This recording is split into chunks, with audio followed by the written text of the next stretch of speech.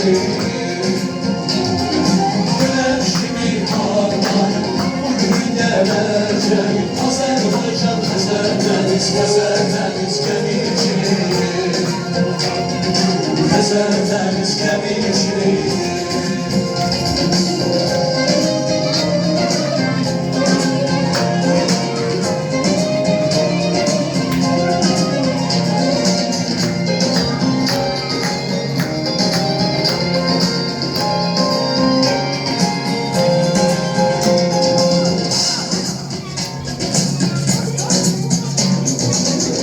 Denizlerden denize dalgalar yarı Şekli bayrağımız zirvelere uçalım Denizlerden denize dalgalar yarı Şekli bayrağımız zirvelere uçalım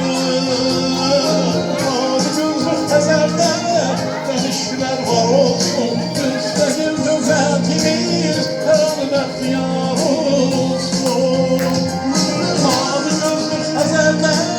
Dönüşler var olsun, müstəqil dövlətimiz hər an bəxtiyar olsun.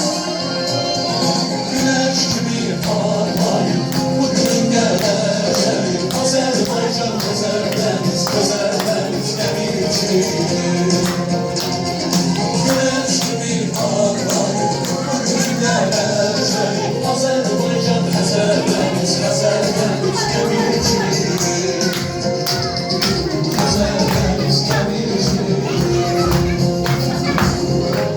Dövlət şirkətlər arasında ərəb gəmçiliyi layihə var və nələri var. Xəzərdə bizim gəmçiliyimiz həmişə böyük yola malik edir və bir müasir şirkət yaratmaqla iqtisadi potensialını göstərəcək.